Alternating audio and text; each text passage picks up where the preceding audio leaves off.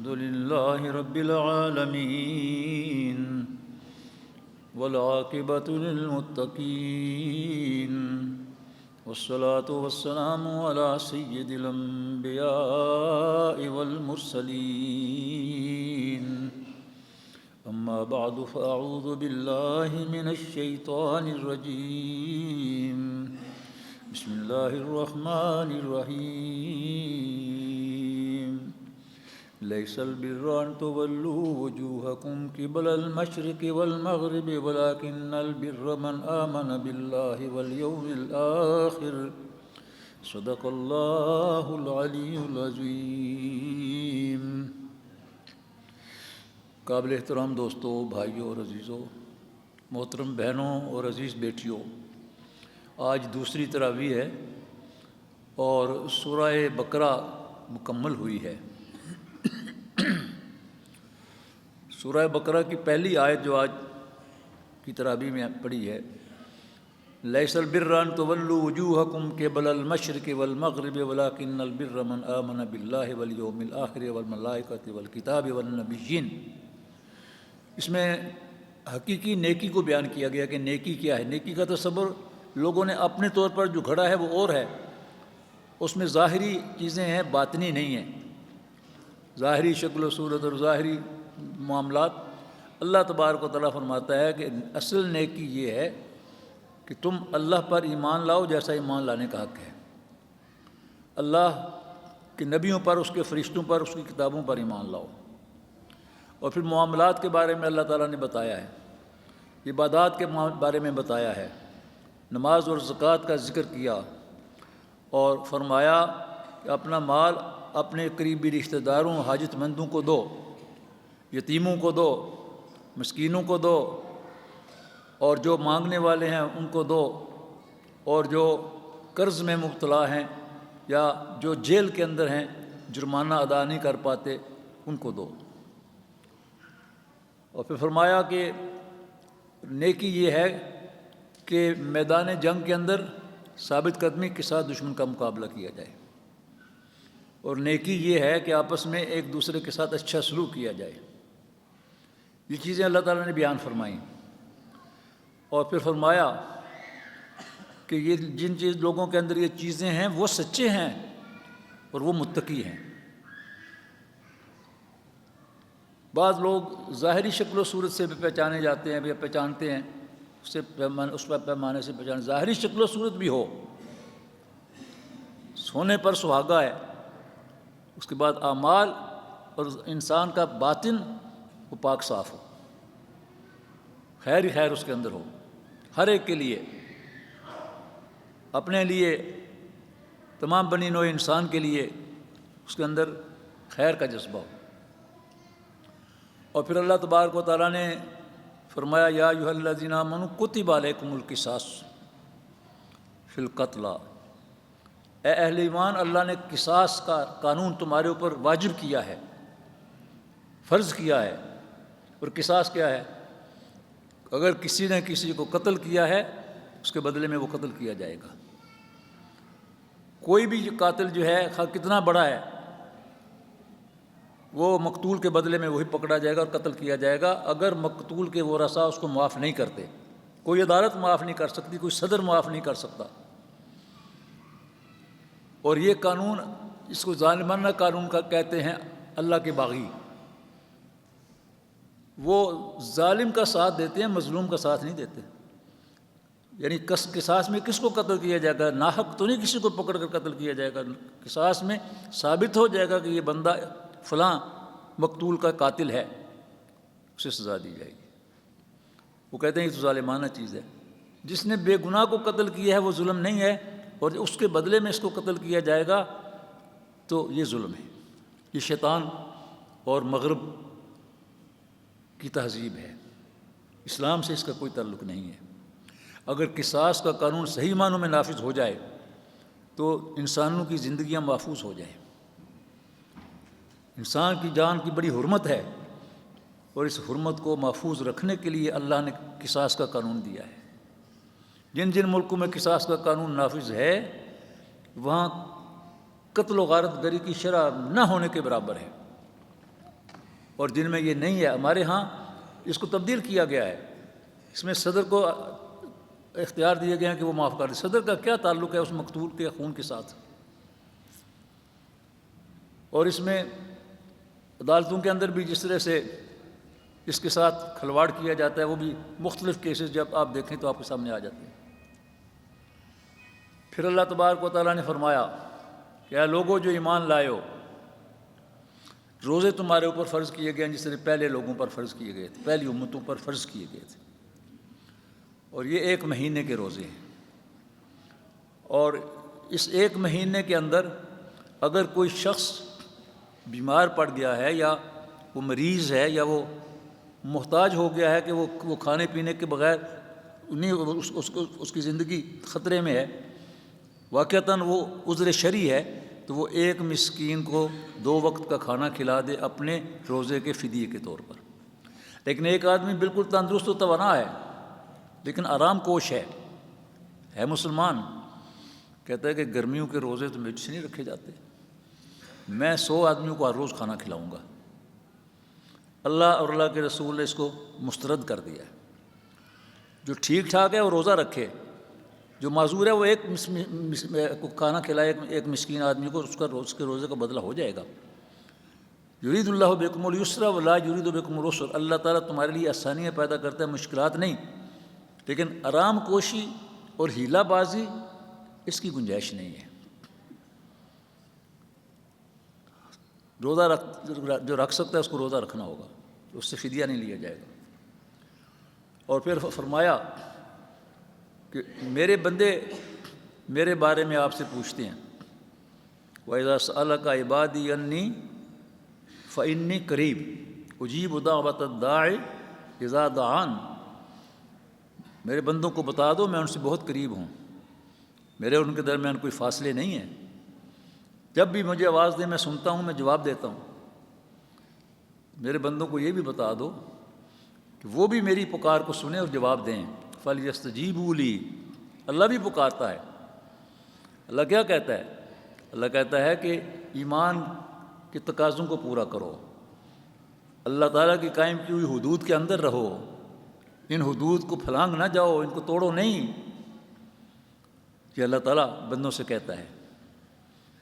اور پھر اللہ تبارک و تعالیٰ کی ساری جتنی نعمتیں ہیں، ان نعمتوں کے باوجود اللہ کی پکار کو نہ سنیں تو وہ بندہ بڑا ناشکرہ ہے۔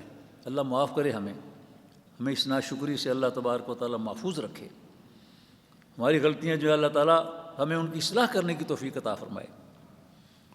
پھر فرمایا کہ روزوں کے دوران تو روزہ کھلنے کے بعد اپنی بیویوں کے پاس شب باشی کر سکتے ہو، روزے کی حالت میں نہیں، لیکن جب اعتکاف میں بیٹھ جاؤ تو اس وقت اپنی بیویوں کے ساتھ بھی تعلق منقطع ان دنوں کے لیے جو اعتکاف کے دن ہیں۔ جب اعتکاف ختم ہو جائے گا، چاند نظر آ جائے گا، پھر پابندیاں ہٹ جائیں گی۔ یعنی اعتکاف کے دنوں میں بعض وہ چیزیں بھی جو ہیں ان پر پابندی لگ جاتی ہے جو عام روزوں کے دوران 20 روزوں کے درمیان پابندی نہیں ہوتی۔ اور فرمایا کہ روزے کی مدت کیا ہے؟ صبح صادق سے لے کر کے غروب آفتاب تک۔ آج کل تو آسانیاں ہو گئی ہیں، ہر جگہ، ہر ملک، ہر گاؤں میں پتہ لوگوں کو لگ جاتا ہے کہ کتنے بجے روزہ بند ہوگا اور کتنے بجے کھلے گا۔ اس زمانے میں اللہ تعالیٰ نے فرمایا کہ صبح صادق سے لے کر کے اور روزہ اس وقت تک رکھا جائے گا جب سورج غروب ہو، اور جب سورج غروب ہو جائے تو اس کے بعد تاخیر نہیں کرنی۔ اللہ کے نبی نے فرمایا کہ روزے کا حسن یہ ہے کہ بندہ جوں ہی روزہ کھلنے کا وقت ہو تو فوراً کچھ کھائے پیے، روزہ کھولے۔ یہ معلوم ہو کہ مجھے اللہ تعالیٰ نے روکا ہوا تھا تو میں رکا ہوا تھا، آج مجھے میرے اللہ نے اجازت دی ہے تو میں اب کھا پی رہا ہوں۔ اور فرمایا کہ سحری کیا کرو، اس میں برکت ہے۔ تسحروا فإن فی السحور برکۃ، سحری کھایا کرو، اس میں برکت ہے۔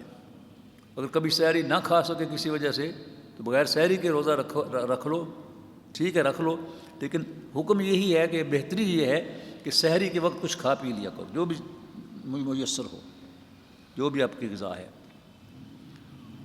اس کے بعد اللہ تبارک و تعالیٰ نے اس صورت کے اندر جو مضامین بیان کیے ہیں ان میں ایک قتال اور جہاد کا مضمون ہے۔ مدینہ منورہ میں آنے کے بعد اب قتال اور تلوار اٹھانے کی اجازت مل گئی تھی، پہلے مکے کے اندر نہیں تھی یہ اجازت۔ اور فرمایا کہ جو لوگ تمہارے ساتھ لڑائی لڑتے ہیں، تمہارے اوپر حملہ کرتے ہیں، تمہارے ساتھ جنگ کرنا چاہتے ہیں، ان کے ساتھ لڑو، بہادری کے ساتھ لڑو اور پیچھے نہ ہٹو، اور اس وقت تک ان کے ساتھ لڑو حتی لا تکون فتنہ ویکون الدین للہ، کہ فتنے اور مصیبتیں جو اٹھاتے ہیں یہ اور یہ شرارتیں جو کرتے ہیں ان کو ختم کر دو، تاکہ اللہ کے دین کا غلبہ زمین کے اوپر قائم ہو جائے، اللہ کے دین کا غلبہ۔ جب اگر وہ رک جائیں، اپنے ہتھیار ڈال دیں، تو پھر ہتھیار ڈالنے والوں پر ظلم نہیں کرنا، ان پر ہتھیار نہیں اٹھانا، ان کو معاف کرو، اور وہ آپ کے مطیع فرمان بن جاتے ہیں تو دین تمہارا قبول نہ بھی کریں، مطیع فرمان بن جائیں تو ان کو غیر مسلم کے حقوق دو۔ فلا عدوان الا علی الظالمین، جو ظلم کرے گا اس پر پکڑ ہوگی، باقی لوگ جو ہیں جو ہتھیار ڈال دیں گے، پرامن رہیں گے، ان پر پھر کوئی پکڑ نہیں ہے۔ پھر حج کے مسائل کو بیان کیا اللہ رب العالمین نے۔ الحج اشہر معلومات، حج جو ہے یہ بھی رمضان کی طرح اس کے جو اوقات ہے، جو وقت کا جو ایک دائرہ اور سرکل ہے، اس میں کبھی سردیوں میں آتا ہے، کبھی گرمیوں میں آتا ہے، رمضان بھی اسی طرح آتا ہے۔ اور یہ خوبی ہے قمری تقویم اور قمری کیلنڈر کی کہ اس کے اندر جتنی بھی عبادات ہیں ان میں سارے موسم آتے ہیں انسان کی زندگی میں، اپنے اپنے موسم کے مطابق اس کا ایک سختی بھی اس میں ہوتی ہے، لیکن اس سختی کے باوجود بندہ قائم رہتا ہے، اجر بڑھ جاتا ہے۔ فرمایا کہ یہ حج جو ہے یہ معلوم مہینوں کے اندر ہے، جس پر حج فرض ہو جائے تو حج کے دوران وہ کوئی ایسی بات نہ کہے جو اخلاق سے گری ہوئی ہو، نہ کوئی فسق کا کام کرے، نہ کسی کے ساتھ جھگڑا کرے، اور جو تم اللہ کے راستے میں خیر کا کام کرو گے اللہ تعالیٰ جانتا ہے۔ وَتَزَوَّدُوا فَإِنَّ خَيْرَ الزَّادِ التَّقْوَىٰ، حج کے لیے تیاری کرتے ہو تو سامان اپنے لیے ضروری فراہم کر لو، لیکن جان لو کہ یہ درہم و دینار یہ اصل چیز نہیں ہے، اصل چیز تقویٰ ہے۔ اصل ذات تمہارا کیا ہے؟ تقویٰ۔ اس ذات کے ساتھ، اس زاد سفر کے ساتھ تم نے اللہ کے دربار میں جانا ہے۔ اور پھر فرمایا کہ قریش نے جو ابراہیمی شعائر کے اندر تبدیلیاں کر دی تھیں، دین ابراہیم کو بدل دیا تھا، اس کو اللہ تبارک و تعالیٰ نے واضح کیا۔ قریش کہتے تھے کہ ہم تو حرم شریف کے متولی اور مجاور ہیں، ہمیں عرفہ میں جانے کی ضرورت نہیں ہے، میدان عرفات میں جانے کی ضرورت نہیں ہے، بس ہم یہیں مینا کے اندر بیٹھیں گے، باقی لوگ جائیں کیونکہ وہ عام لوگ ہیں اور ہم تو خاص لوگ ہیں۔ اللہ تعالیٰ نے فرمایا کہ کوئی خاص اور عام کا یہاں سوال نہیں ہے، سب لوگوں کو وہاں جانا ہے۔ اور بلکہ نبی اکرم صلی اللہ علیہ وسلم نے یہ بھی فرمایا الحج عرفۃ، حج جو ہے اس کی اصل جو جڑ ہے، اس کا اصل جو بنیاد ہے وہ تو ہے یہ میدان عرفہ میں حاضری۔ میدان عرفہ میں حاضری جس کی نہیں ہوئی تو باقی سارے شعائر اس نے ادا کر لی ہیں، اس میں حاضری نہیں ہوئی، اس دن کے اندر اسے حج دوبارہ کرنا پڑے گا۔ وہ کہتے تھے ہمیں عرفہ میں جانے کی ضرورت نہیں ہے۔ اللہ تعالیٰ نے فرمایا کہ سب لوگوں کے لیے وہی احکام ہیں جو ابراہیم علیہ السلام نے جس پر عمل کیا تھا۔ اور پھر فرمایا کہ تم لوگ یہاں بیٹھ کر حج کے دنوں میں اپنے آبا و اجداد کے لیے اشعار لکھتے ہو، ان کی مدح سرائی میں نظمیں لکھتے ہو۔ فرمایا اللہ تعالیٰ کا ذکر کیا کرو، کا ذکرکم آباءکم و اشد ذکرا، جیسے تم اپنے آبا و اجداد کا ذکر کرتے ہو اس سے زیادہ حسن کے ساتھ، خوبصورتی کے ساتھ، زیادہ مقدار کے ساتھ اللہ کا ذکر کرو۔ پھر فرمایا کہ انسانوں میں سے کچھ لوگ وہ ہیں جو اللہ سے مانگتے ہیں دنیا، کہتے ہیں ہمیں دنیا دے دے، وما لہم فی الآخرۃ من خلاق، جو دنیا ہی مانگتے ہیں دنیا دی جاتی ہے، ان کو دنیا ملتی ہے، آخرت میں ان کو کوئی حصہ نہیں ہے۔ اور فرمایا کہ خوش نصیب لوگ وہ ہیں جو دنیا کو ترک نہیں کرتے۔ ترک دنیا اسلام میں نہیں ہے، دنیا کے معاملات میں پوری دلچسپی، پوری محنت، پوری منصوبہ بندی۔ اور وہ کہتے ہیں ربنا آتنا فی الدنیا حسنہ وفی الآخرۃ حسنہ وقنا عذاب النار۔ اے اللہ دنیا میں بھی ہمیں بھلائی عطا فرما، آخرت میں بھی ہمیں بھلائی عطا فرما، اور پروردگار دوزخ کی آگ سے ہمیں بچا لے۔ یہ اہل ایمان کی دعا ہے۔ اولئک لہم نصیب مما کسبوا، یہ لوگ ہیں جو انہوں نے دنیا کے اندر نیکیاں کمائیں، یہ ان کی محفوظ ہیں۔ پھر فرمایا کہ اللہ کے بندوں میں سے کچھ بندے ایسے ہوتے ہیں جو اپنی جان اللہ تعالیٰ کے ہاتھ بیچ دیتے ہیں۔ صحابہ کرام ایسے ہی تھے۔ وَمِنَ النَّاسِ مَن يَشْرِي نَفْسَهُ ابْتِغَاءَ مَرْضَاتِ اللَّهِ وَاللَّهُ رَءُوفٌ بِالْعِبَادِ۔ حضور کے ایک صحابی ہیں جن کا نام ہے عبداللہ المزنی بن مزینہ سے ان کا تعلق تھا، اور یہ سب کچھ چھوڑ چھاڑ کر ننگے پاؤں، ان کے چچا نے باپ فوت ہو چکا تھا، یتیم تھے، جوان ہو گئے تھے، اس کی بکریاں چراتے رہے تھے، اور جب مدینہ میں وفود جانا شروع ہوئے فتح مکہ کے بعد، اپنے چچا سے کہا چچا چلو مدینہ چلیں۔ اس نے بہت جھڑکی دی، بہت سخت سخت کہا، مدینہ کا ہم نے کیا کرنے جا کے، خبردار۔ چچا کے سامنے کبھی بولا نہیں تھا، آج اس نے کہا چچا میں تو جا رہا ہوں۔ اس نے کہا یہ ساری بکریاں میری ہیں، جو ایک بکری اس کو دی تھی وہ بڑھتے بڑھتے بہت بڑا ریوڑ بن گیا، یہ بس بکریاں میری ہیں۔ یہ ظلم کرنے پہ جب کوئی اتر آتا ہے تو پھر ظلم تو ظلم ہوتا ہے۔ کپڑے بھی میرے ہیں، میرے مال سے بنے، جوتے بھی۔ اور یہ صحابی جو ہیں اس شوق میں کہ میں حضور کے پاس جاؤں، ایمان کا اعلان کروں، اسلام کو سمجھوں، اللہ تک میری رسائی ہو، یہ نوجوان جو ہے ماں کے پاس جاتا ہے، اور ماں کہتی ہے کہ میرے پاس بھی کوئی کپڑے نہیں ہے، کہ کمبل ہے، اس کے 2 ٹکڑے کر لو اور اس سے اپنے آپ کو ڈھانپ لو۔ انہوں نے اس کے 2 ٹکڑے کر لیے۔ یہ وَمِنَ النَّاسِ مَن يَشْرِي نَفْسَهُ ابْتِغَاءَ مَرْضَاتِ اللَّهِ، سورہ بقرہ کی آیت۔ ایک کپڑا تہبند کے طور پر یا دھوتی کے طور پر کمر سے باندھ لیا، دوسرا کندھے پہ ڈال لیا، ننگے پاؤں چل پڑے، اور یہ لمبا سفر کر کے ایک دن رات کو مدینہ میں آ پہنچے۔ دیکھا تو ایک دروازہ کھلا ہے، جھانکا اندر تو وہاں زمین کے اوپر کھجور کے پتوں کا پتے ڈالے ہوئے تھے۔ اندر داخل ہوئے، تھکے ہوئے تھے، لیٹ کے سو گئے۔ حضور پچھلی رات کو جب آئے مسجد کے اندر تو آپ نے دیکھا کہ ایک اجنبی ہے، تو 2 کمبل ہیں کمر پر اور ایک جسم کے اوپر والے حصے میں۔ آپ نے سوال کیا من انت یا ذا البجادین، اے 2 کمبلوں والے تم کون ہو؟ اٹھ کر بیٹھ گئے اور کہا انا عبد العزیٰ، میں عبد العزیٰ ہوں، عزیٰ کا غلام، عزیٰ کا بندہ، بت کا نام، وہ جاہلیت کا نام چل رہا تھا۔ آپ نے تعارف حاصل کرنے سے پہلے ہی یہ کہا انت لست بعبد العزیٰ بل انت عبد اللہ من یومک ھذا، آج کے دن کے بعد تم عبد العزیٰ نہیں ہو، آج کے دن کے بعد تم عبداللہ ہو، عبداللہ نام رکھا۔ یہ چونکہ بہت آخری دنوں میں مدینہ پہنچے تھے، قرآن پاک پڑھا ہوا نہیں تھا، خود شوق تھا کہ میں سارا قرآن پڑھوں اور یاد کروں۔ لوگ دوپہر کے وقت میں جب آرام کر رہے ہوتے تھے اس وقت بھی صفحہ پر بیٹھے قرآن پڑھ رہے ہوتے تھے۔ حضرت عمر رضی اللہ تعالیٰ عنہ نے ان کو ایک دن ڈانٹا کہ لوگ اس وقت آرام کر رہے ہوتے ہیں، تم بلند آواز سے قرآن پڑھتے ہو۔ نبی اکرم صلی اللہ علیہ وسلم نے یہ بات سنی، آپ نے فرمایا عمر خبردار، آئندہ کبھی اس کو ڈانٹنا نہیں ہے، یہ پتہ ہے کون ہے؟ یہ وہ ہے جس کی شان میں یہ آیت ہے وَمِنَ النَّاسِ مَن يَشْرِي نَفْسَهُ ابْتِغَاءَ مَرْضَاتِ اللَّهِ۔ اللہ کے بندوں میں سے کچھ ایسے خوش نصیب ہوتے ہیں اپنی جان اللہ کے ہاتھ بیچ دیتے ہیں، اور چاہتے کیا ہیں؟ مرضات اللہ، اللہ کی رضا۔ وَاللَّهُ رَءُوفٌ بِالْعِبَادِ۔ یہ حضرت عبداللہ ذو البجادین تبوک کی جنگ میں شامل ہونے کے لیے حضور کے ساتھ گئے تھے، اور راستے میں بھی شہید ہو گئے، راستے میں یہ فوت ہو گئے تھے۔ کہا تھا یا رسول اللہ میرے لیے دعا کیجیے، مجھے شہادت مل جائے۔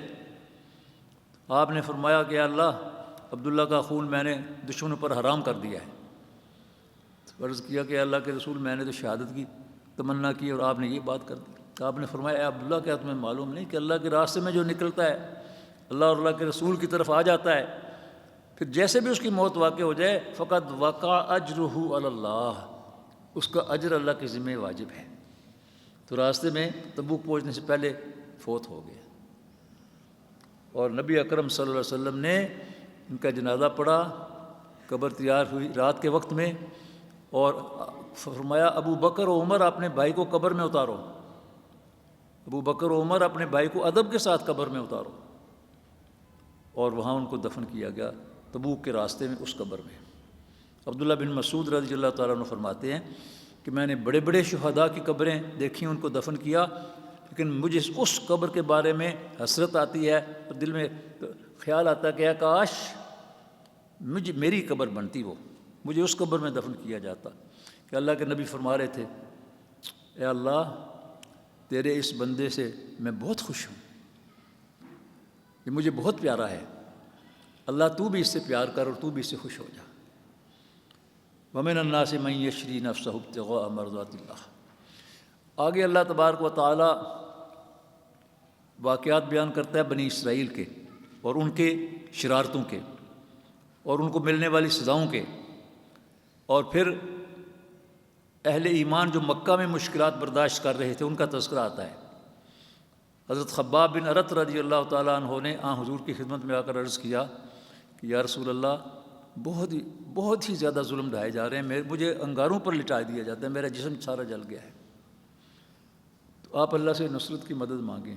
حضور خانہ کعبہ کی ٹیک سے، خانہ کعبہ کی دیوار سے ٹیک لگائے ہوئے تھے، مکی دور ہے ہجرت سے پہلے، آپ سیدھے ہو کر بیٹھ کے فرمایا تم سے پہلے جو لوگ دنیا میں اسلام کا اور ایمان کا دعویٰ کرنے والے اور اس پر قائم رہنے والے تھے ان کے ساتھ اس سے بھی زیادہ زیادتی ہوئی، ان کے جسم سے ان کا گوشت جو ہے لوہے کی کنگھیوں کے ساتھ سارے کا سارا جسم جو ہے اس کو اس طرح سے سارا ان کا ہڈیاں رہ جاتی تھی، گوشت سارے کا سارا اس سے اتار لیا، زمین میں گاڑ کر ان کو آرے سے چیر دیا جاتا تھا۔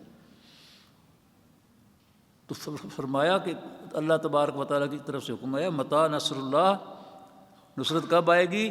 اللہ ان نصر اللہ قریب، جان لو اللہ کی نصرت قریب ہے۔ اور پھر کچھ عرصے کے بعد نصرت اللہ تعالیٰ کی آ گئی، اور اللہ تبارک و تعالیٰ نے سارے مظالم جو ہیں ان کا خاتمہ کر دیا، اور ایک اسلامی ریاست وجود میں آ گئی۔ حضور اس کے سربراہ تھے، صحابہ کرام سب کے سب اس کے شہری تھے۔ آگے اللہ تبارک و تعالیٰ نے ایک واقعہ بیان فرمایا ہے، وہ واقعہ ایک جنگ کے لیے حضور صلی اللہ علیہ وسلم نے جنگ کے لیے نہیں، ایک خبر گیری کے لیے حضرت عبداللہ بن جحش رضی اللہ تعالیٰ عنہ کے ساتھ 8 صحابہ کو بھیجا کہ نخلہ کی طرف جاؤ اور قریش کی نقل و حرکت کو دیکھو۔ یہ جنگ بدر سے 2 مہینے پہلے کی بات ہے، 2 مہینے بعد جنگ بدر ہوئی۔ یہ وہاں پر گئے تو ایک قریش کا قافلہ ان کے سامنے آ گیا، اس میں آپس میں لڑائی جھگڑا ہوا تو قریش کا ایک آدمی قتل ہو گیا۔ تو حضرت عبداللہ رضی اللہ تعالیٰ عنہ نے ان کے باقی جو لوگ تھے ان کو گرفتار کر لیا، اور ان کا مال جو تھا تجارت کا وہ مال غنیمت کے طور پر لے کے مدینہ کی طرف آ گئے۔ یہ پروپیگنڈا شروع ہو گیا کہ رجب کا مہینہ تھا، اس رجب کے مہینے میں یہ محمد کے ساتھیوں نے صلی اللہ علیہ وسلم لوگوں کو قتل کیا ہے، رجب کے مہینے میں حرام مہینہ، اس میں قتل کاری ممنوع ہے۔ حضرت عبداللہ نے فرمایا کہ یا رسول اللہ اس روز شعبان کا چاند نکل آیا تھا جس شام کو ہماری ان کے ساتھ لڑائی ہوئی، رجب کا مہینہ ختم ہو گیا تھا، شعبان کا چاند نکل آیا تھا۔ حضور نے بہت زیادہ لوگوں نے اس بارے میں کہا، مسلمان صحابہ نے بھی کہا کہ یہ ٹھیک نہیں کیا انہوں نے، تو حضور صلی اللہ علیہ وسلم نے جو مال غنیمت تھا وہ لینے سے انکار کر دیا، خاموشی اختیار کر لی۔ حضرت عبداللہ بن جحش فرمایا کرتے تھے، یہ احد میں شہید ہوئے ہیں، بعد میں احد میں حضور کے پھوپھیزاد تھے، حضور کی سگی پھوپھی کے بیٹے تھے، اور آپ کے اہلیہ حضرت زینب بنت جحش جو تھیں وہ ان کی بہن تھیں۔ تو حضرت عبداللہ بن جحش کہتے ہیں کہ میرے اوپر تو دن اور رات تنگ ہو گیا تھا، کسی پل چین نہیں آتا تھا کہ اللہ کے نبی ہماری اس کام سے ناراض ہو گئے ہیں۔ یہ آیات نازل ہو گئیں، یسألونک عن الشہر الحرام قتال فی، آج کی منزل میں آپ سے پوچھتے ہیں کہ حرام مہینوں میں قتال کیسا ہے، کل قتال فیہ کبیر، کہہ دیجئے کہ حرام مہینوں کے اندر قتال بری بات ہے، وصد عن سبیل اللہ وکفر بہ والمسجد الحرام واخراج اہلہ، جو اللہ کے راستے سے روکنے والے، مسجد حرام کے دروازے بند کرنے والے اہل ایمان پر، اور ان کو مسجد حرام سے اور اس بلد الحرام سے نکالنے والے، وہ زیادہ بڑے مجرم ہیں، وہ زیادہ بڑا فتنہ ہے۔ یہ تو کچھ بھی نہیں ہے جو یہ دعویٰ کر رہے ہیں، حالانکہ وہ چاند نکل آیا تھا۔ تو اللہ کے اس کلام کے اندر یہ ان صحابہ کرام کو اللہ تبارک و تعالیٰ نے سرٹیفکیٹ دیا، ان کے عمل کی اللہ تعالیٰ نے تائید فرمائی۔ تو وہاں حضور نے جب یہ آیات نازل ہوئیں، فرمایا عبداللہ لاؤ مال غنیمت جو ہے لے کے آؤ، مسکراتے ہوئے آپ نے فرمایا۔ تو حضرت عبداللہ بن جاش اور ان کے ساتھیوں کی اس کے اندر اللہ تبارک و تعالیٰ نے برات کا اظہار کیا۔ صحابہ کی یہ شان ہے، صحابہ کا یہ مقام ہے۔ پھر اللہ تبارک و تعالیٰ نے اس میں فرمایا ہے کہ شراب اور جوا حرام ہے، ان کے اندر برائی ہے۔ یسألونک عن الخمر والمیسر قل فیہما اسم کبیر، کہہ دیجیے کہ ان کے اندر بہت بڑا گناہ ہے۔ ابھی اس کو منع نہیں کیا گیا، اس کی برائی بیان کر دی گئی کہ یہ بہت بڑا گناہ ہے۔ بعد میں آگے جا کر پھر اللہ کی طرف سے حکم آیا تھا کہ جس میں بالکل شراب کو اور جوے کو اور ان سب چیزوں کو مکمل حرام کر دیا گیا تھا۔ یہ پہلا حکم تھا اس کے بارے میں، اس کی ممانعت تو نہیں لیکن اس کی شناعت اور اس کی برائی بیان فرما دی گئی۔ آگے پھر حیض کے مسائل ہیں، خواتین کے نکاح اور شادی اور طلاق کے مسائل ہیں، بچوں کو دودھ پلانے کے مسائل کا سارا جو ہے یہ بیان کیا گیا ہے، اور خاتون کا جو عدت کا زمانہ ہے وہ بیان کیا گیا ہے۔ اگر وہ شادی شدہ خاتون جو ہے وہ اس کے پیٹ میں بچہ نہیں ہے، اس کا خاوند فوت ہو گیا ہے، تو 4 مہینے 10 دن۔ اگر اس کے پیٹ میں بچہ ہے تو بچے کی پیدائش کے ساتھ خواہ اس میں 7 مہینے لگیں یا 2 دن لگیں، اس کی عدت ختم ہو جائے گی۔ 2 دن بعد بھی اگر بچہ اس کا پیدا ہو گیا ہے تو عدت ختم۔ اور اگر کوئی خاتون ایسی ہے کہ جو حیض کی مدت سے نکل گئی ہے تو اس کے لیے حکم دیا گیا کہ وہ 3 مہینے 3 قروء 3 مہینے جو ہیں اس کی عدت ہوگی۔ تو یہ مسائل اللہ تعالیٰ نے بیان فرمائے ہیں، بہت معاشرتی مسائل ہیں، بڑی اہم مسائل ہیں، ایک اسلامی ریاست کے اندر ان کی ضرورت تھی، یہ قوانین ضروری تھے، یہ بیان فرمائے۔ پھر اللہ تبارک و تعالیٰ نے بنی اسرائیل کا ایک واقعہ بیان کیا ہے۔ حضرت سموئیل علیہ السلام کا دور تھا، اور ان کے دور میں یہ حضرت موسیٰ علیہ السلام کے بعد کا دور ہے۔ بنی اسرائیل کے سرداروں نے کہا کہ ہمارا کوئی سردار مقرر کیجئے، ہم دشمن سے لڑائی لڑیں۔ انہوں نے فرمایا اللہ کے بندو، یعنی اللہ کا نبی جو سردار ہے وہ ان کو قبول نہیں ہے، وہ اور کوئی سردار مقرر کر۔ نبی کی موجودگی میں تو نبی ہی سردار ہوتا ہے، جو بھی نبی دنیا کے اندر آئے۔ انہوں نے جب اصرار کیا تو اللہ نے وہی بھیجی کہ اپنے گھر کے باہر بیٹھ جاؤ، ایک نوجوان ابھی آئے گا، اس کو تم پہچان لو گے، بڑا تندرست توانا خوبصورت نوجوان، اس کو سردار بنا دو۔ وہ بیٹھ گئے، عام خاندان کا ایک نوجوان بہت تندرست توانا تنومند قداور خوبصورت وہ آ گیا، وہ پہچان لیا انہوں نے، اس کا نام ہے طالوت۔ اللہ کے حکم سے انہوں نے اس کو سردار بنا دیا، بنی اسرائیل کو سب کو حکم دیا کہ یہ تمہارا سردار ہے۔ انہوں نے کہا انا لہ الملک، اس کے کیسے سرداری اور اس کو کیسے حکومت مل سکتی ہے، اس کے پاس تو مال نہیں ہے، ہم تو صاحب مال ہیں۔ اللہ تعالیٰ نے فرمایا کہ اس کو اس لیے یہ مقام دیا گیا ہے کہ بسطتاً فی العلم والجسم، جسمانی لحاظ سے بھی مضبوط ہے، دل کا بھی بہادر ہے، اور علم بھی اس کے پاس ہے۔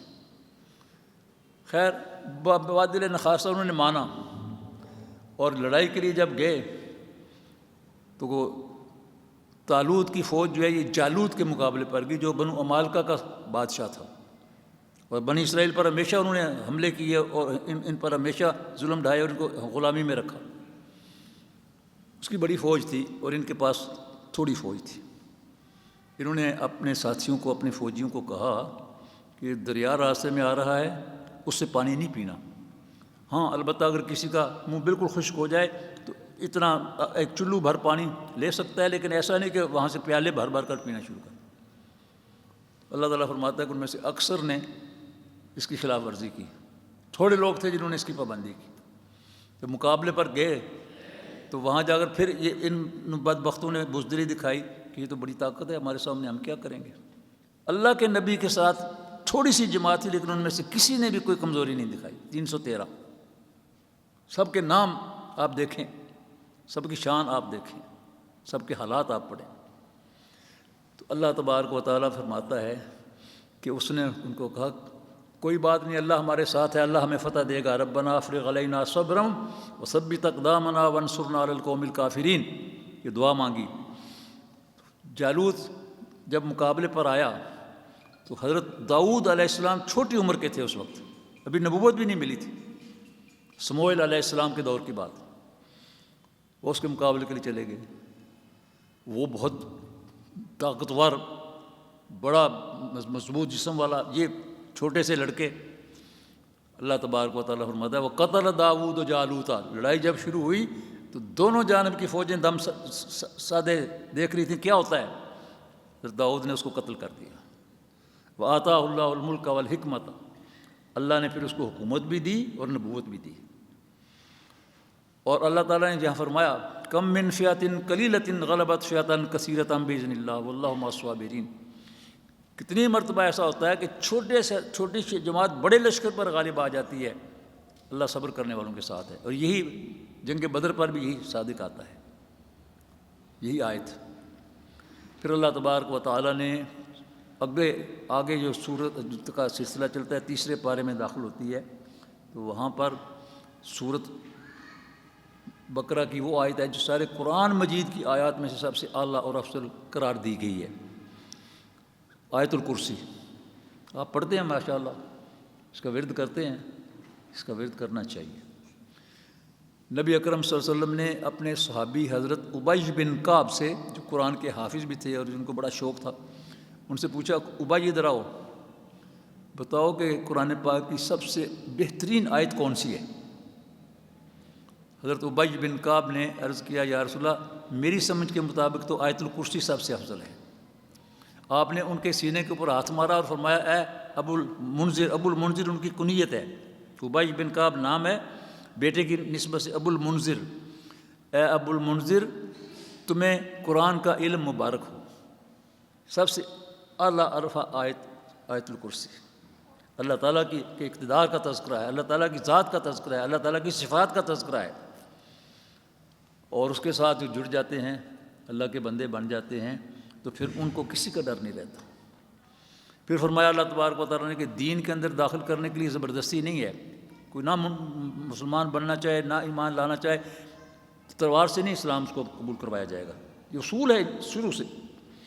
یہ پروپیگنڈا بھی کیا جاتا ہے کہ اسلام تو تلوار کے زور سے پھیلا ہے، حالانکہ اللہ کا واضح حکم ہے اور حضور کی واضح ہدایات ہیں، جو اسلام کے اندر آنا چاہے اپنی مرضی سے بسم اللہ، خوش آمدید، مرحبا، جو نہ آنا چاہے اس پر کوئی زور زبردستی نہیں کیجیے۔ لا اکراہ فی الدین قد تبین الرشد من الغی، کہ رشد اور یہ ہدایت اور گمراہی دونوں راستے واضح کر دیے گئے ہیں، اور انسانوں کو آزادی دی ہے چن لو یہ راستہ یا یہ راستہ، زبردستی نہیں کی جائے گی۔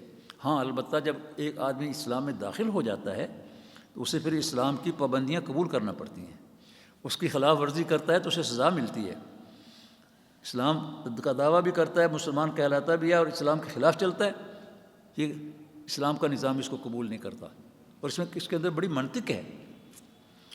پھر اللہ تعالیٰ نے حضرت ابراہیم علیہ السلام کا تذکرہ کیا ہے۔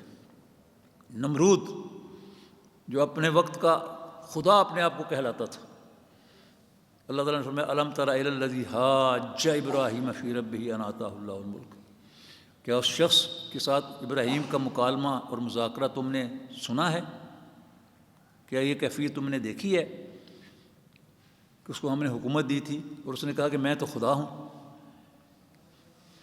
ابراہیم علیہ السلام سے اس نے کہا کہ تیرا رب کون ہے؟ فرمایا میرا رب وہ ہے جو زندگی اور موت دیتا ہے۔ اس نے کہا زندگی اور موت تو میں دیتا ہوں، اور ابراہیم علیہ السلام فوراً سمجھ گئے کہ یہ ظالم کیا کرے گا، کسی اس مجرم کو جس کو سزائے موت ہو گئی ہے اس کو جیل سے نکال دے گا، جاؤ بھائی، اور کسی بے گناہ آدمی کو جو جا رہا ہو اس کو پکڑ کر قتل کر دے گا، لو میں زندگی اور موت کے فیصلے کرتا ہوں۔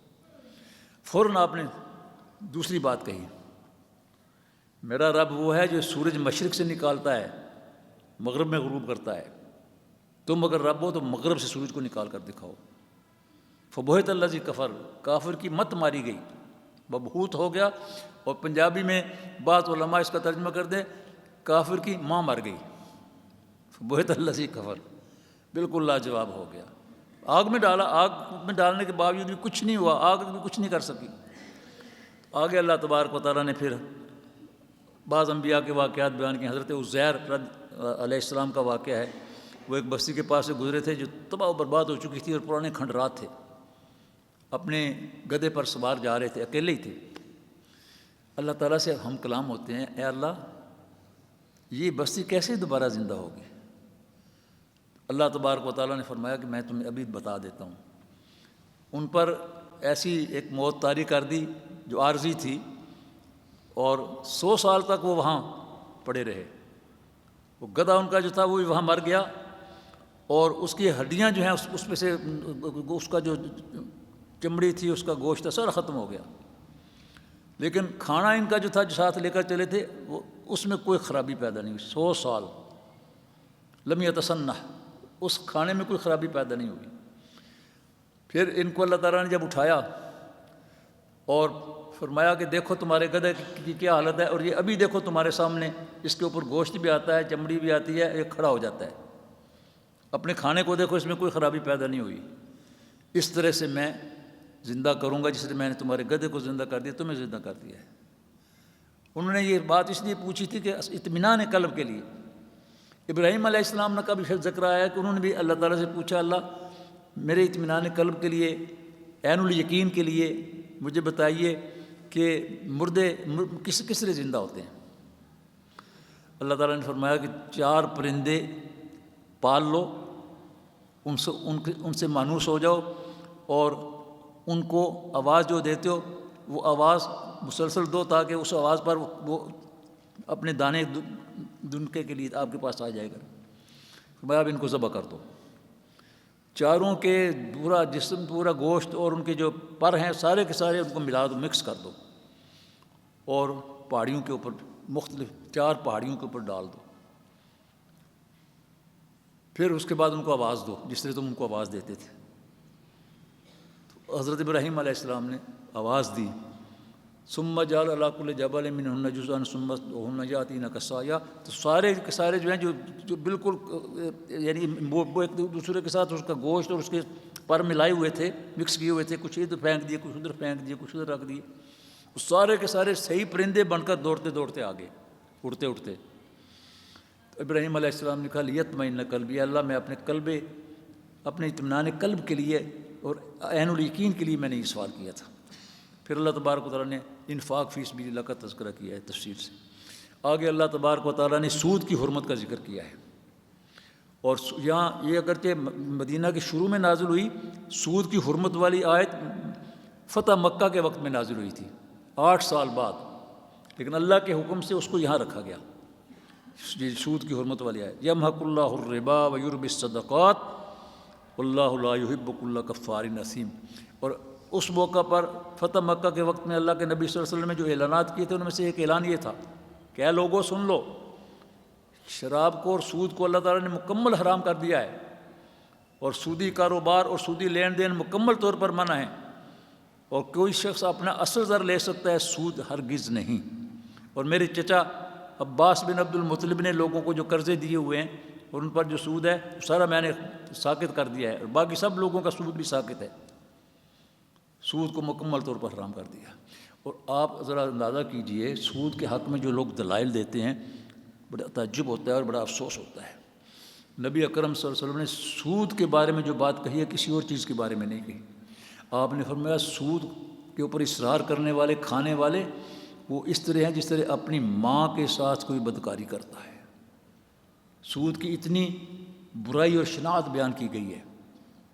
آپ اس سے اندازہ کر سکتے ہیں۔ آگے پھر اللہ تبارک و تعالیٰ نے فرمایا کہ اگر کوئی لین دین کرو آپس میں ادھار لکھ لیا کرو، بعد میں پھر جھگڑے نہ ہوں، اور اس پر گواہ بھی مقرر کر لیا کرو۔ واقعتاً اس کے اندر بڑی حکمت ہے۔ جب چیز تحریر میں ہوتی ہے، شہادتیں موجود ہوتی ہیں، تو فیصلہ کرنا آسان ہوتا ہے۔ پھر آگے خواتین میں بقرہ یہ مکہ میں نازل ہوئی تھی، 3 آیات جو آخری ہیں، آخری 3 آیات، للہ ما فی السماوات و ما فی الارض۔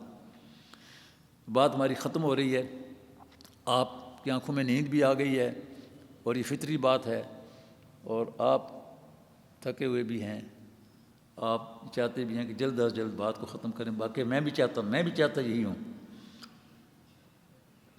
اللہ تبارک و تعالیٰ نے یہ آیات جو نازل فرمائی مکہ میں، لیکن جب قرآن کی تدوین ہوئی تو اللہ کے نبی صلی اللہ علیہ وسلم کو حکم دیا گیا کہ ان کو سورہ بقرہ کے آخر میں رکھو۔ ان کو خواتین میں بقرہ کہتے ہیں، بقرہ کے ختم ہونے والی آیات، 3 آیات ہیں یہ، اور اللہ کے نبی نے فرمایا کہ ان 3 آیات کے اندر سارے خزانے ہیں۔ جو ان کو پڑھتا ہے، رات کے وقت میں پڑھتا ہے، دن کے وقت پڑھتا ہے، تو اللہ تبارک و تعالیٰ کی طرف سے اس کے لیے رضا ہوتی ہے۔ اور اس کے آخر میں اللہ تبارک و تعالیٰ نے اپنے بندوں کو جو کہا ہے، جو بتایا ہے، دیکھیے آئیے، اللہ تعالیٰ سکھا رہا ہے اپنے بندوں کو، وہ خود بتا رہا ہے کہ مجھ سے کیسے مانگو۔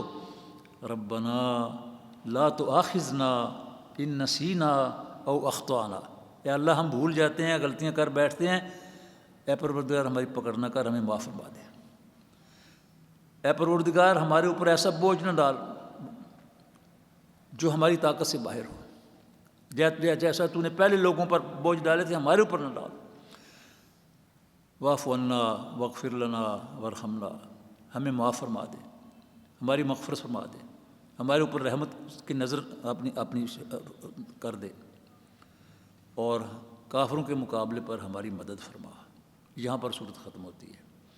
ربنا لا تؤاخذنا ان نسینا او اخطانا ربنا ولا تحمل علينا اصرا كما حملته على الذين من قبلنا ربنا ولا تحملنا ما لا طاقة لنا۔ جامع دعا ہے، ساری چیزیں اس کے اندر آ گئی ہیں، دنیا بھی آخرت بھی، ہر چیز۔ واعف عنا واغفر لنا وارحمنا انت مولانا فانصرنا على القوم الكافرين۔ صدق اللہ العظیم۔ الحمد للہ رب العالمین والصلاة والسلام علی رسولہ الکریم وعلی آلہ واصحابہ اجمعین۔ ربنا آتنا فی الدنیا حسنۃ وفی الآخرۃ حسنۃ وقنا عذاب النار۔ ربنا لا تؤاخذنا ان نسینا او اخطأنا ربنا ولا تحمل علينا اصرا كما حملته على الذين من قبلنا ربنا ولا تحملنا ما لا طاقة لنا به واعف عنا واغفر لنا وارحمنا انت مولانا فانصرنا على القوم الكافرين۔ اے اللہ ہمارے تمام بیماروں کو شفائے کاملہ عاجلہ عطا فرما۔ اے اللہ تمام مصیبت زدگان کی مصیبتیں دور فرما۔ اے اللہ غزہ و فلسطین کے مظلومین آج رمضان کے روزوں میں بھی وہ ملبوں کے ڈھیر کے اوپر بیٹھے اپنے ایمان اور استقامت کی بدولت روزے رکھ رہے ہیں، ان کے پاس پوری غذا بھی نہیں ہے، مولا کریم وہ روزے رکھ رہے ہیں تیرے بندے۔ یا اللہ اپنے ان بندوں کی مدد فرما۔ یا اللہ مظلومین کشمیر و ہند کی مدد فرما۔ یا اللہ تمام اہل ایمان کی نیک حاجات کو پورا فرما۔ یا اللہ گھروں کے اندر جو معاملات و مسائل ہیں بچوں کے بچیوں کے، مولا کریم ان کو آسان فرما، ان کے مستقبل کے روشن دروازے کھول دے مولا کریم۔ والدین کی آنکھوں کی ٹھنڈک بنا دے، والدین کی پریشانیوں کو دور فرما دے۔ ربنا تقبل منا انك انت السميع العليم وتب علينا انك انت التواب الرحيم۔ سبحان ربك رب العزة عما يصفون وسلام على المرسلين والحمد لله رب العالمين برحمتك يا ارحم الراحمين۔